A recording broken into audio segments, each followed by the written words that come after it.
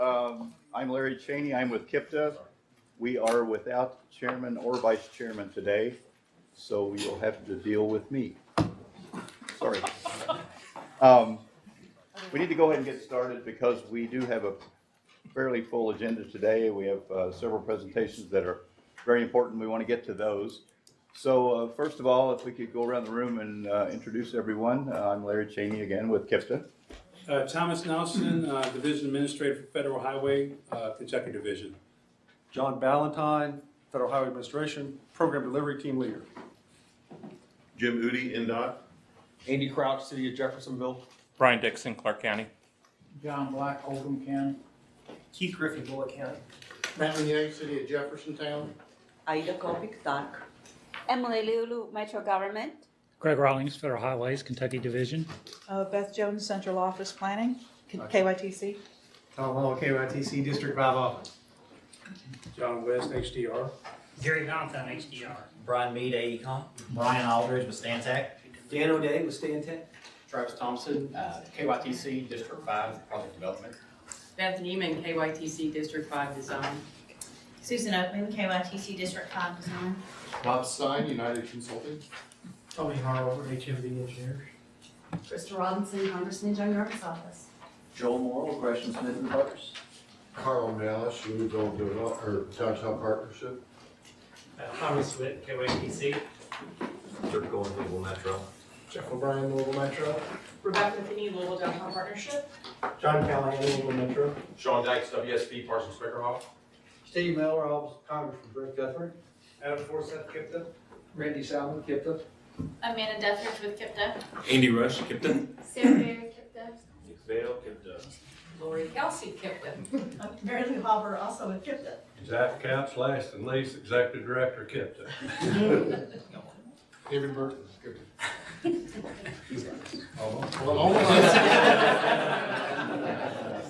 Thank you very much. At our December meeting, we did not approve the minutes. Somehow that agenda item was skipped. So if you've had time to review those December 17 minutes, entertain a motion to approve. So moved. Second. All in favor? Aye. Aye. And January 28th, same thing. We need a motion to approve. So moved. Second. All in favor? Aye. Thank you. Then we'll move on to the public comment period. This is where we offer the public the opportunity to provide comments before this body. Is there anyone from the public who would like to make a statement today? Okay. None being requested. We'll move on to number 4, which is the public meeting report. Ashley Davidson, who is our public information officer, is currently, it's not a horrible thing really. She's in San Diego. That's not a horrible thing. No, it's not. She is at a conference, a communicators conference, public involvement, concentration on public involvement. So she will be back next time. But during this past month, aside from her attending this conference, we also had day before yesterday, we had a Title VI review from the Transportation Cabinet, which has a lot to do with public involvement, the way we do things here. So we went through that exercise. We learned a lot, and hopefully we're going to be headed in a better direction now as a result of that. The other thing is, and hopefully you all are aware of the fact that we are recording these meetings now. We started last month. So we have an audio and video recording of the TPC and the TTCC meetings now that will be posted on our website immediately following the meetings. So if there's anyone at this time who doesn't wish to be recorded, because every inch of this room is going to be under camera at some point, now's the time to leave. Right behind you. All right. We are honored today, I think, to have someone here to explain federal legislation to us. It is a maze, generally, on how to get through these things. a lot of requirements, a lot of changes from one act to the other. And Thomas Nelson from the Kentucky Division, and the Division Administrator for the Kentucky Division of Federal Highway Administration, is here today. John Ballantyne, also from Federal Highways Kentucky, is going to introduce him. Thomas Nelson Jr. hails from Syracuse, New York. Rochester. Rochester. Is the recording still on? Rochester, New York. He holds a bachelor's degree from Michigan State in civil engineering. He's a licensed professional engineer.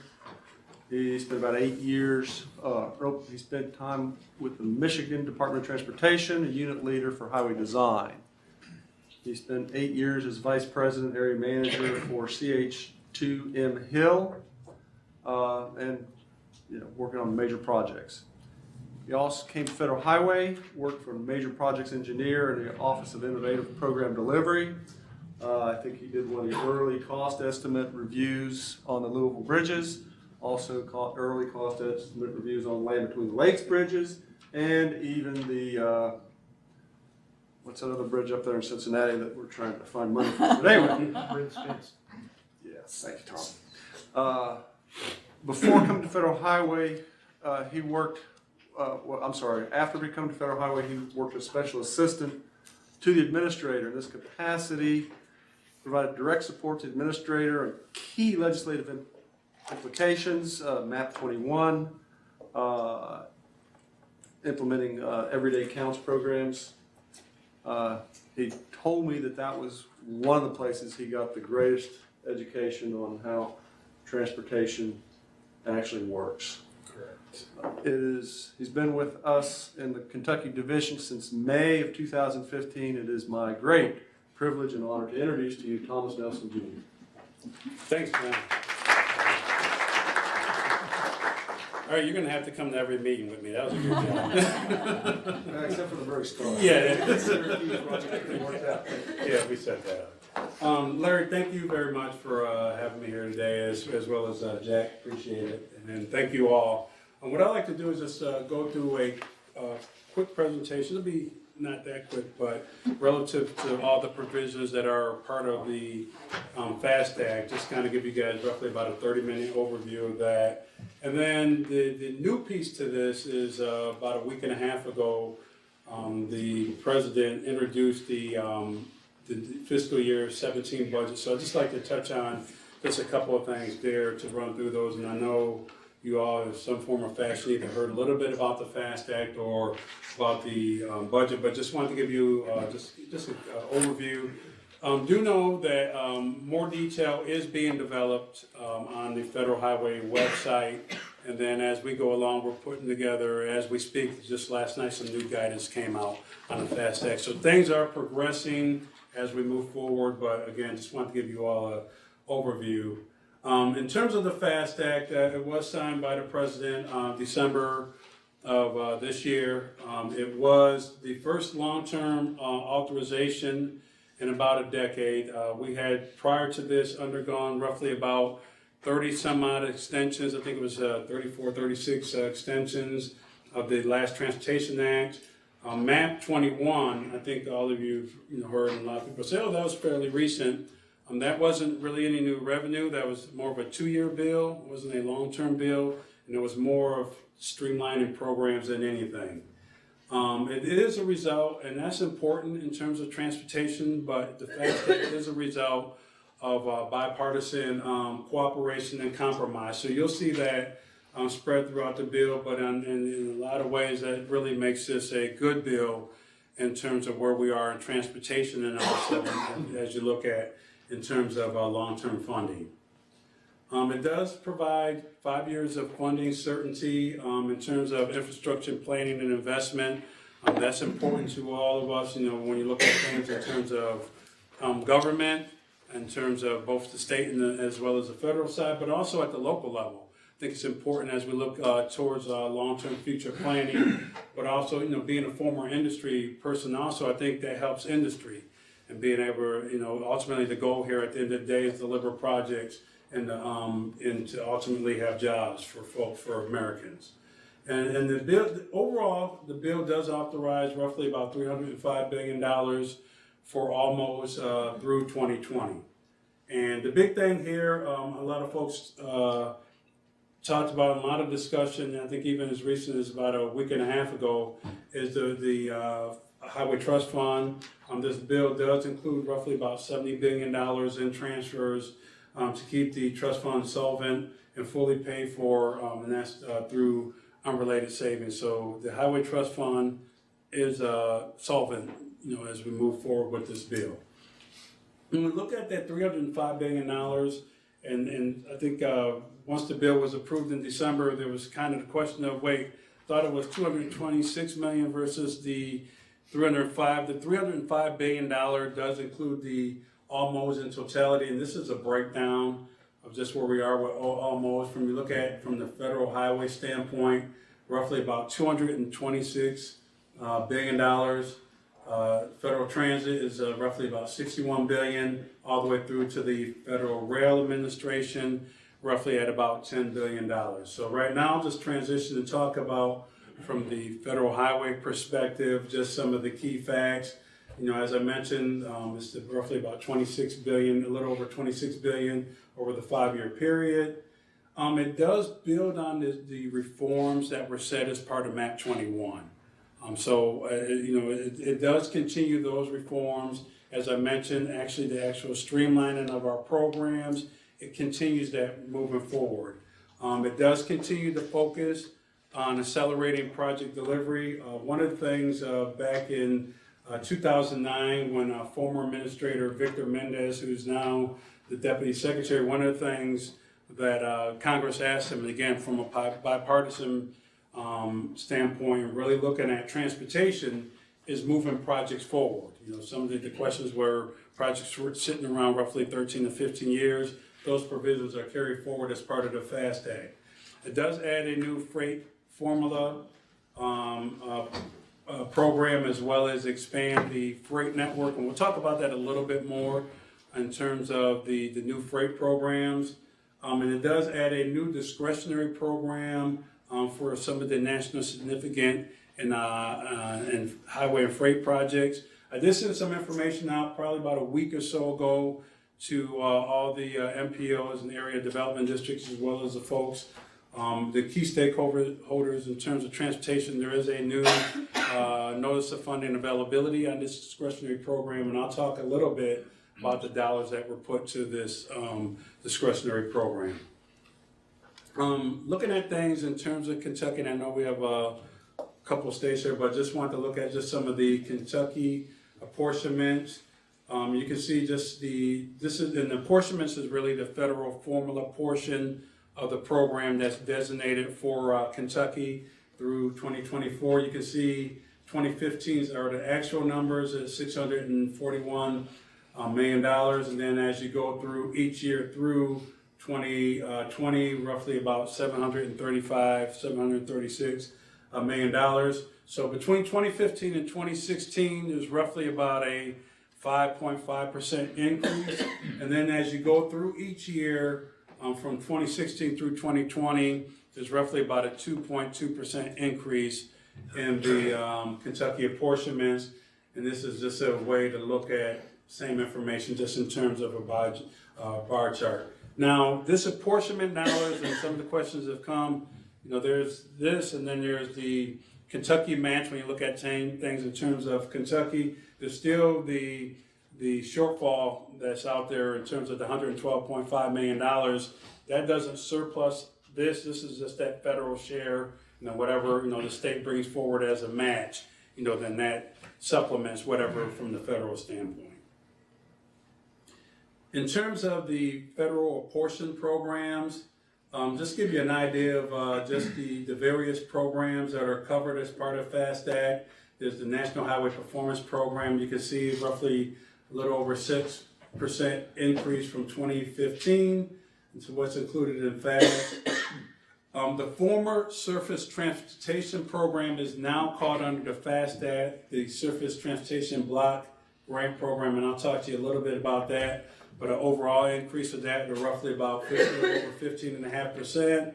Then there's the CMAC program, increase there, all the way through to the new National Highway Freight Program, and that is plussed up at 100% compared to 15 because that's a new program. So this is a different way to look at what we just saw here. This is the same programs, but put into more of a pie chart, and then give you an idea. 92% of the overall federal program are apportioned basically by formula funding. The rest of it is allocated or more of a discretionary type of program. That's roughly the other 8%. But you can see the majority of the highway program through FAST Act is the National Highway Performance Program, followed by the Surface Transportation Grant Program, all the way through to the Railroad Grade Crossing Program.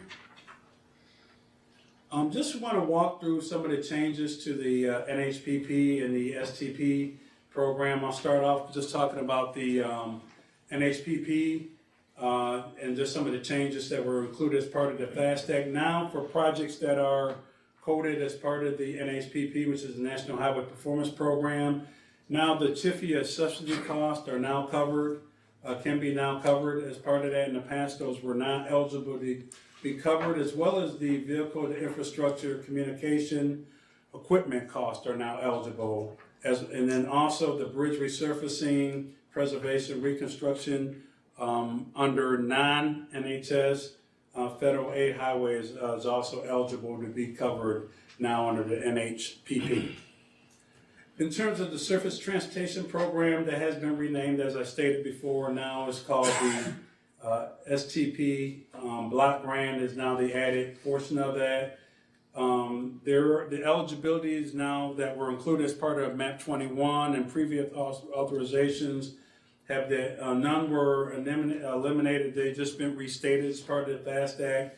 Again, similar to the NHPP, there is the new eligibilities for the TIFIA subsidy costs. So just kind of a note that's now eligible under the NHPP as well as the STBG program. So now those eligible costs that weren't there before now are covered. And then also any state P3 offices and then V2I communication equipment. There is more sub-allocation as part of the STP program, is an increase of 1% per year up to the 55% versus that 50% today. And then there's some set aside for the transportation alternatives and trails program, and I'll talk about that on the next slide. In terms of the transportation alternative program, it is the same program, but for those of you that have spent the hours and days going through the FAST Act, you will not find the language or wording that says TAP. So initially, right after the bill was approved, there was kind of up in arms of, hey, the TAP has been eliminated. It has not. It's just no longer called TAP. You won't find that language anywhere in the bill, but the wording to what applied to TAP is there. All funds are set aside from that versus the formula programs as today. And then again, nonprofits that are responsible for local transportation safety programs may now be project sponsors. In the past, they could not. In terms of CMAC, similar to some of the other programs, the vehicle to infrastructure communication equipment is eligible. And then the other new portion of this is the port-related equipment and vehicles that are shown to reduce emissions. Those are now eligible under the PM 2.5 set aside. And then there's also some exemptions for some of those low population states. In terms of the HSIP, which is the Highway Safety Improvement Program, only listed project types eligible, and then those are really mostly infrastructure related. The other big deal here is the states don't need to collect certain data for unpaved roads. That was a requirement before, but still with the caveat that you can't use HSIP on those roads until that data is collected. So it's not mandatory that you collect it, but if you don't collect that, you can't use that funding on those particular roads. Just like to focus a couple slides on the freight. This is one of the new programs. This is the National Highway Freight Program. This is a new program. It's roughly about $1.2 billion per year. This is a portion to the states by formulas. States get to designate where they want those funds designated as part of their program. Eligible activities for the National Highway Freight Program include construction, operational improvements, any freight planning, as well as anything tied to performance measures. In terms of the program, it is highway focused, but there is a maximum of 10% that is allocated for the rail, port, or any of the intermodal type projects. So there is some dollars that are set aside for that. Beginning in fiscal year 18, in the past, it was recommended that states have their freight plans. Now that will be required. I know Kentucky's has in the past had approved state freight plans so in terms of this state, it won't be any major changes. Some of the information that's included may be tweaked a little bit, but that will be required that each state have a state freight plan before you're eligible to tap into the National Highway Freight formula dollars. The federal share of that is determined by 23 U.S. Code 120. And then this does repeal the federal share, the special federal share for freight projects. Just kind of a little quick asterisk. In the past, as part of MAP 21, there was what they called a Section 1116, which allowed states to apply for the 90 to 95% match for those projects that were determined eligible, that were freight eligible type projects. Georgia, Vermont, Indiana did take advantage of this in the past. This has been repealed and now this is replaced by this program, the new National Freight Program. So just in case there's some questions of what happened to the Section 1116, that is now replaced with this one. This is the other new freight program. This is the National Significant Freight and Highway Projects Program. This is roughly about $900 million per year.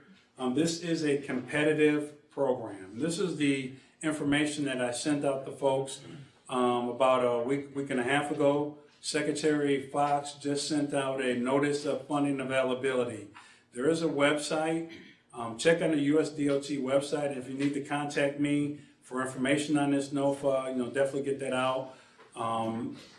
This information should be coming out to you all within the next month or so. But definitely want to look up because this will impact those as far as wanting to take advantage of this competitive grant program.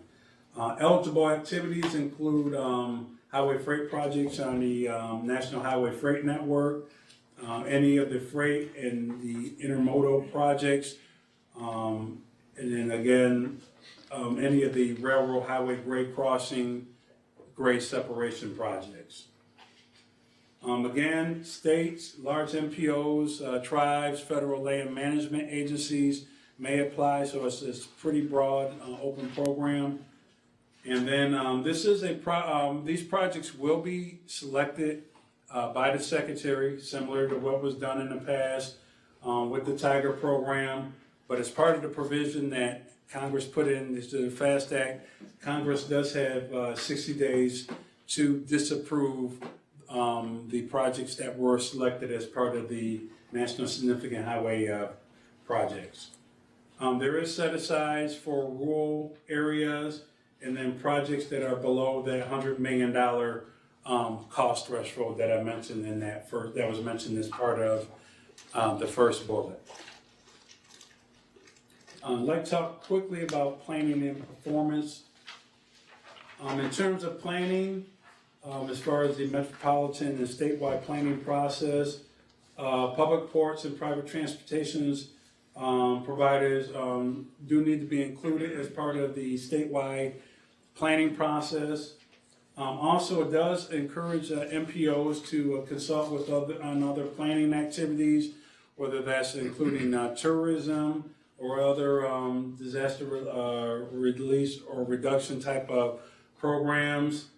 One thing I did want to touch on real quick in terms of the planning, and this you'll notice will be part of the competitive program, but Secretary Fox is also, and the President's also mentioned this as part of the 2017 budget. This is, in terms of planning, more and more, there's going to be more of a regional approach to planning. You've heard Secretary Fox talk about the beyond traffic. So this is just a general idea of looking at things in terms of more of a region.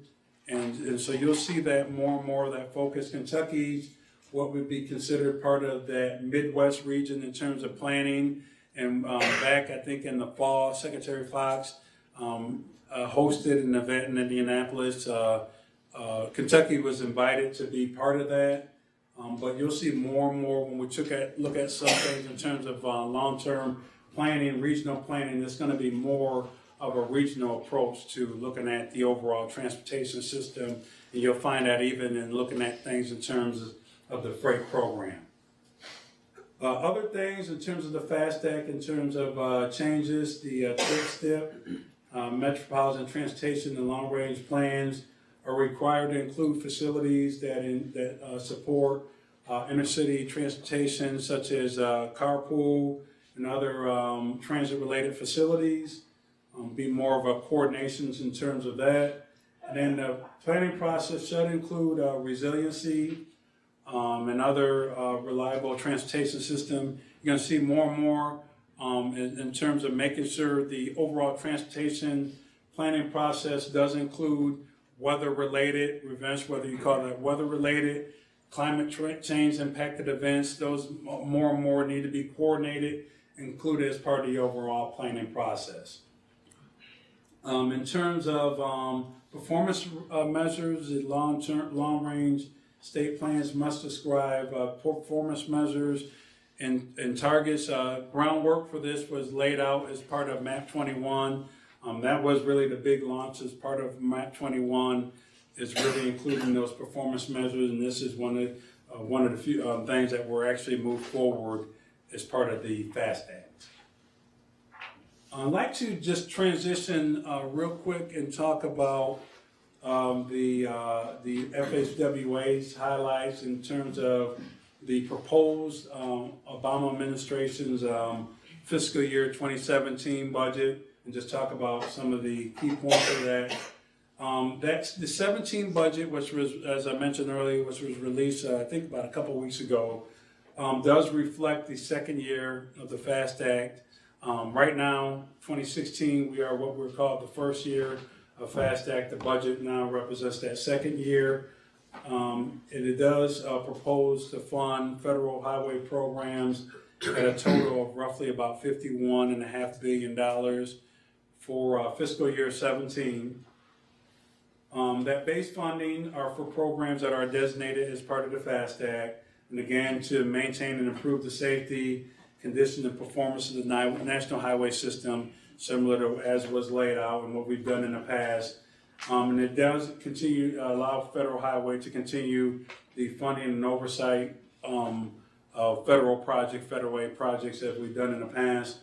In addition to what's been included in the past, fiscal year 17 budget request does include the 21st Century Clean Transportation Plan investment, and this does include funding for 5 new multimodal programs with the system, the shifting of those investments, and what I talked about before of looking at those investments in terms of mega regions and looking at things in terms of the impacts to the overall region approach, and really looking at how the impacts of projects are to the communities as well as to the environment.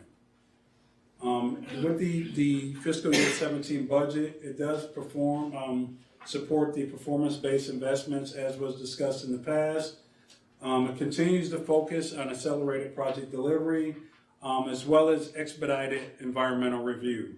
And then again, and what Federal Highway is really working towards now as we issue policy and guidance in terms of the FAST Act is really making sure we're eliminating those processes that are duplicative in terms of what we've done in the past.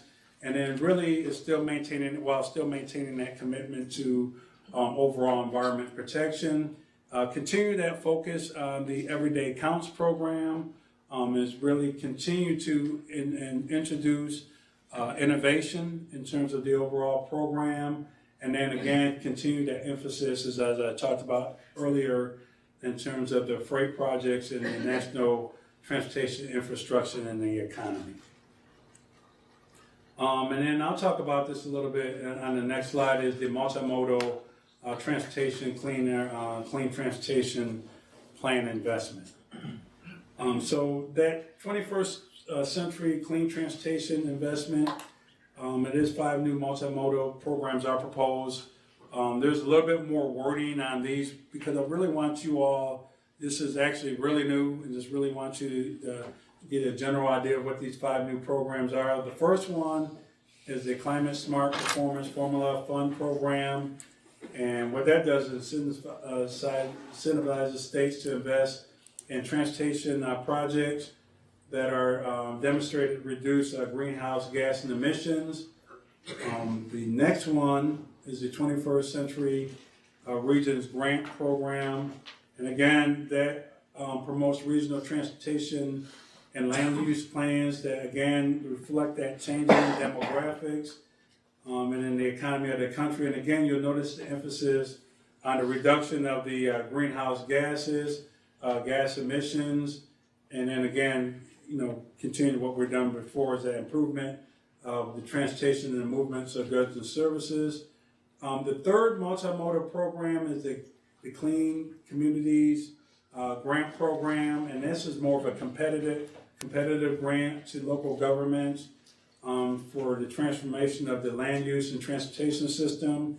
Again, this encourages climate smart development.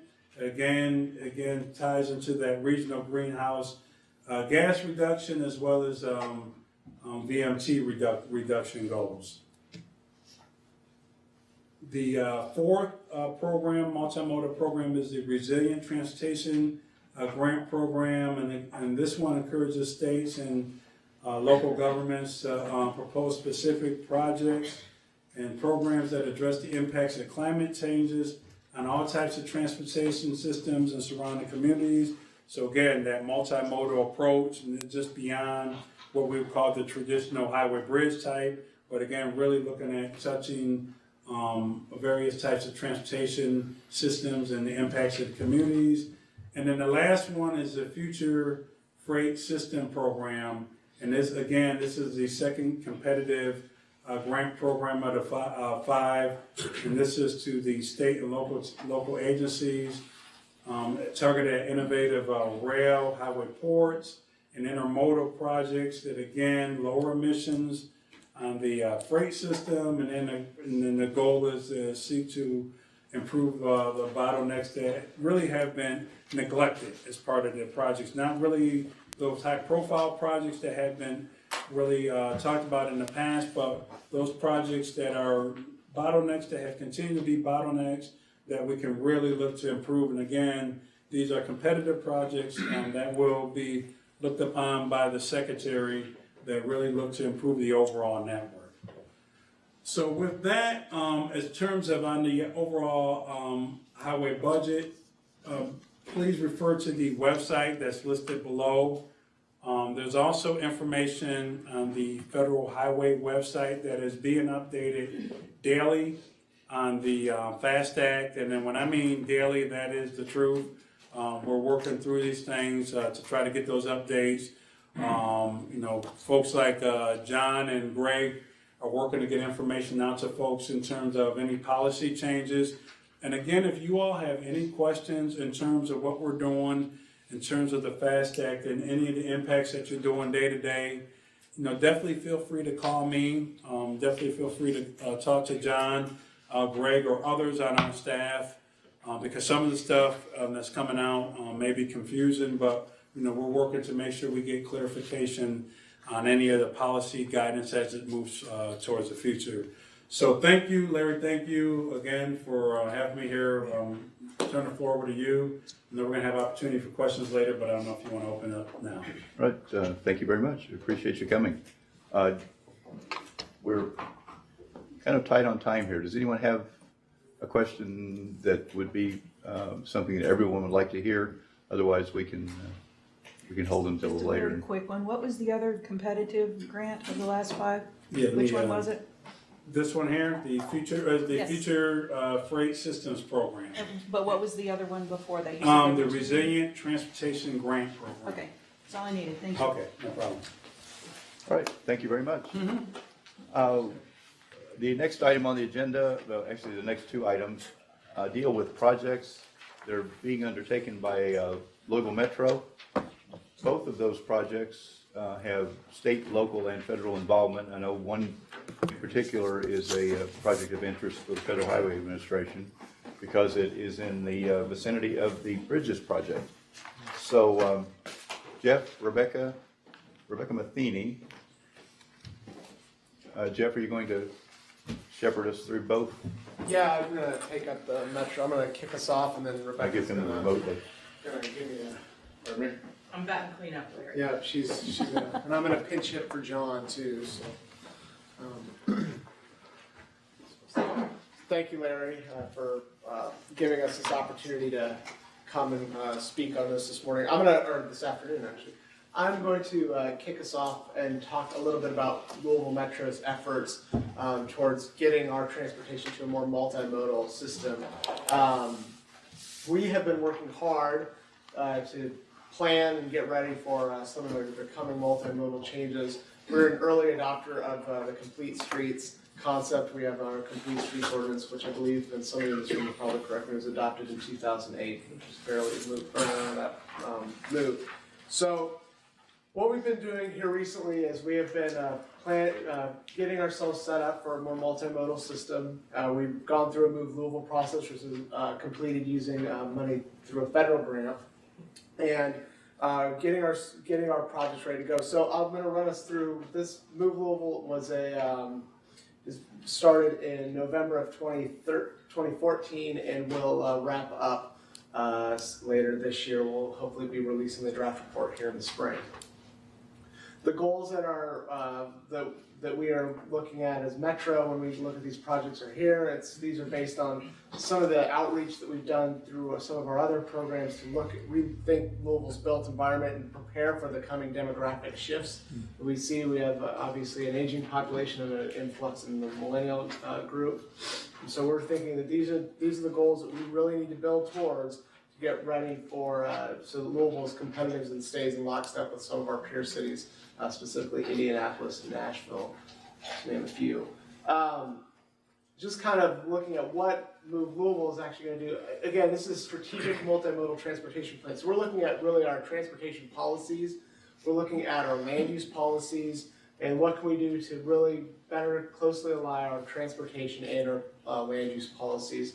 And when the report comes out here, we're going to be focusing on our priority projects and priority policies. So 2 example projects that we're looking at and we hope to be shifting to are the Dixie Highway project and the East Market Complete Street project. So both of these projects have a multimodal focus. As Larry said, they have both state, local, and federal participation, and they're things that we're hopefully going to be pushing the envelope a little bit for the community and demonstrating, how these projects can actually not just transform our transportation system, but also transform our built environment and land use policies. So I'm pinch hitting for John Callahan today on Dixie Highway. He's really the expert on this particular project. Louisville Metro received a Tiger Grant. For those of you that don't know, we received a Tiger Grant for the Dixie Highway corridor in 2015. This project is covering Dixie Highway from Broadway to the Gene Snyder Freeway. There is the map. This is coming out of some work that Louisville Metro did in the late 2000s regarding, we did a corridor study which is looking at the land use and transportation impacts of Dixie Highway. We've kind of broke the corridor down into 3 sections, as you can see here. The north section, which is the real urban section, the central section, which is still urban but moving into suburban, and then the southern section, which is a completely suburban corridor. So we looked at, you know, how can we transform this area and make Dixie Highway better function for the community. It is a large thoroughfare in portions that carries 60,000 vehicles per day. That would be right around the Waterson Expressway. It is also carries the most transit riders in our TARC system. There's approximately 5,000 riders on the 18 route coming from Dixie Highway. That, of course, continues down Preston Highway to the east. So Dixie Highway has 3, in addition to having 3 geographic areas, it also has 3 primary components. The first is being a complete streets component, and that is really through the state's work in the Dixie Do-Over. So looking at enhancing our pedestrian network, looking at our crosswalks to try to improve safety. We've had some high crashes, both pedestrian and vehicle-to-vehicle crashes on Dixie Highway. We're also looking at intelligent transportation systems, linking the traffic signal network to our downtown operations center, and this is critical for the bus rapid transit component. We're really hoping to beef up our transit delivery on Dixie Highway through bus rapid transit. We were calling this bus rapid transit light, as we're probably not going to have a dedicated lane throughout the corridor, but we will have we'll have areas where the buses are able to speed up. So again, this is a partnership with the Kentucky Transportation Cabinet, Federal Highways, and the Transit Authority of River City. The project's total price tag, and this is a little bit outdated because we did get we have another piece that's in the proposed state highway fund, but $11.5 million is right now committed to the project through the Dixie Do-Over, and then the $16.9 million Tiger grant. So right now we have just under $29 million committed to this project. As I said, the Dixie Do-Over project, we have 2 sections that are funded. The first section being from Crumbs Lane to Rockford Lane. And this is really looking at the pedestrian and access concerns that we have throughout the corridor, completing the pedestrian network. The very first phase of this will be work around the I-264 interchange.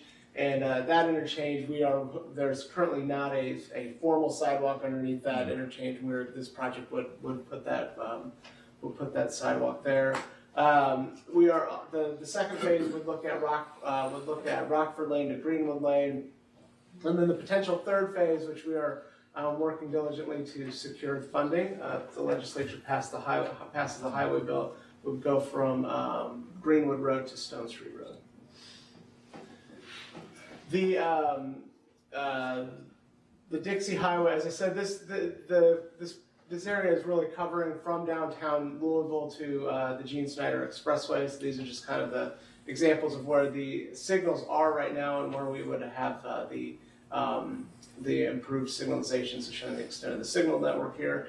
And then the BRT, we are showing here that we are, through the Tiger Grant, we're going to be putting 8 new branded buses on the street. There will also be some opportunities for some queue jumps, and again, this is work that we are right now looking to put out for bid here for to design exactly where it would go. So I think we've set approximately 36 enhanced stops, although it might grow or decline based on how that design of that system actually goes.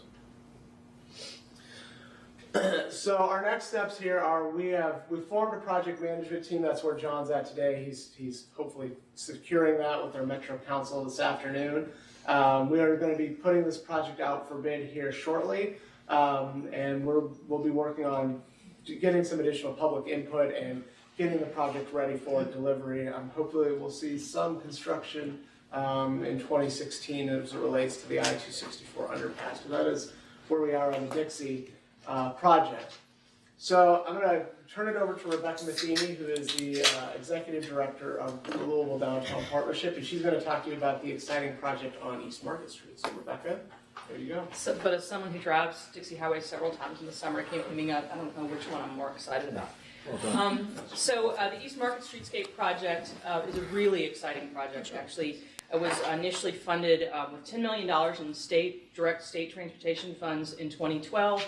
But we knew from the very beginning we were going to need a robust slate of partners to really make the project happen. And we've had that. And we also were aware, and from the very beginning have anticipated that the Ohio River Bridges project would provide some funding as part of their agreement with the neighborhood. So we very much respected that process and worked with ORBP very closely. I want to thank our partners, first of all, with Metro. Public Works and Louisville Forward have been just incredible people to work with, as has District 5. This has been a really long process, and KYTC in Frankfurt as well. And FHWA, mentioned ORBP, and TARC, Ada has worked with us. So we've really had a bunch. Actually, I think when I did a head count earlier, about a third of the people in this room have touched this project. So thank you to all of you. If I forgot you, please don't take it personally. One of our real critical partners has been MSD, and we have involved the utilities in MSD also from the very, very beginning of the planning for this project. This project came out actually of a connectivity study we did around the nucleus development and looking at maximizing nucleus's impact to downtown, how to connect it to the waterfront. And early on, it became very obvious that in order for nucleus to be successful and attract tenants, that the connection to quality vibrancy on East Market Street was going to be really key. So we did a connectivity study, and we did an initial design. Really, the streetscape project and every single element of it that is emphasized really came from the neighborhood. It has been a grassroots effort. Getting the funding was a grassroots effort. But the neighborhood and the neighborhood association has really defined what they wanted the elements of the project to be very, very early on. So that's been it's been a really rewarding kind of long public process. Complete Streets, this neighborhood desires to be vibrant, also extremely sustainable. It's actually a much more complex area. We are trying to make it, safe for people with lattes, but at the same time, really directly south of this is a Hope 6 redevelopment. On the eastern end of this is the Home of the Innocents. So there are a lot more users in this neighborhood and a huge diversity. There are homeless shelters, a bunch of social service agencies in the neighborhood. The neighborhood, in addition to wanting it to be fully sustainable, also wanted it to be sustainable in the area of long-term accessibility, so the diverse age groups could use it, et cetera. If you've ever been on East Market Street, it's extremely wide, particularly in the middle, where there used to be a median. And the biggest thing for us was to make it navigable, which we've done. So we're going to have a new street and sidewalk lighting. There's going to be eastbound lane reductions. This is one of the major arterials out of downtown to the east. It feeds the Highlands and the original Highlands and all of the East End. So there's a lot of traffic on this.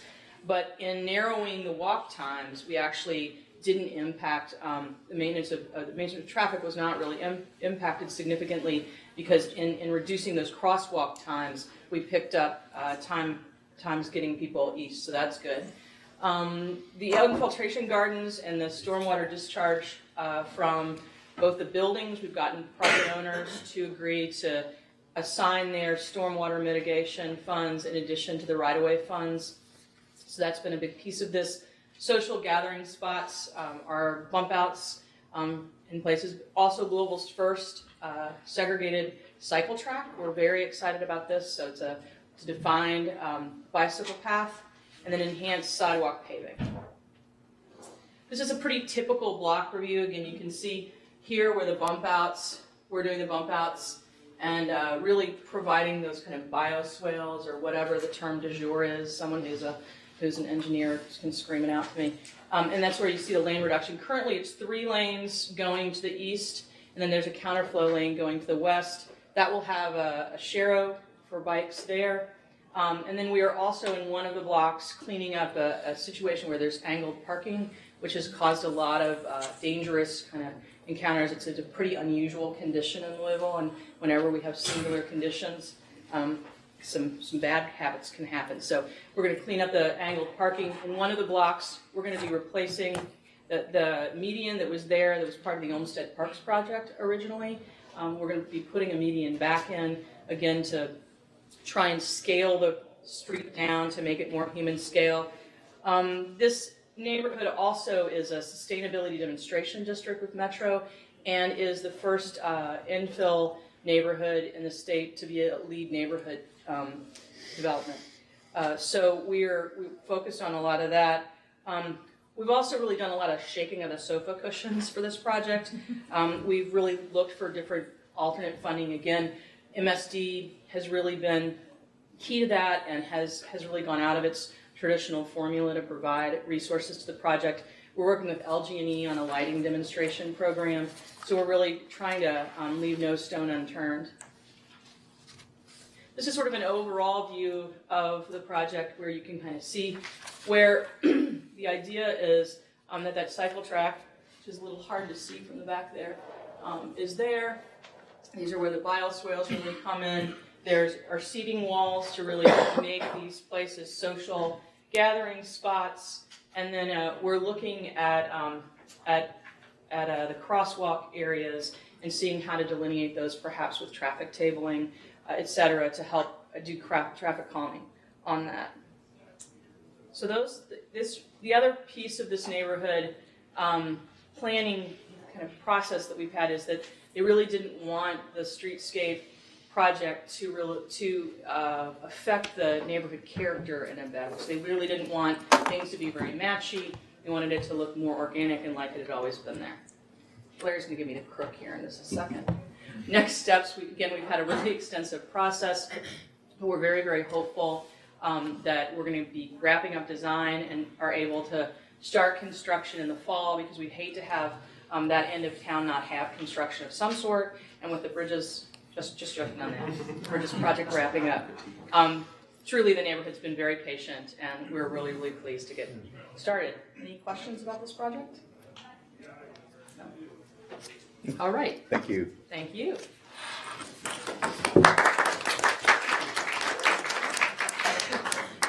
The next item, we're proposing some changes to the dedicated funding in Indiana. For those of you in Indiana who know it, we're working on a 5-year plan over there, and we have to have every dollar accounted for over the next 5 years. So any dollar that we move, we have to move it somewhere else. And Mary Lou Harbour has the puzzle. Yes, well, as you know, about a year ago, NDOT required that all of the Indiana MPOs develop a 5-year plan of how the dedicated funds that came to the MPOs, the STP, the CMAQ, the HSIP, and the TAP funding would be obligated over the next 5 years. And that the plan also had to include the carryover funds, which they refer to as prior year balance funds or PYB funds.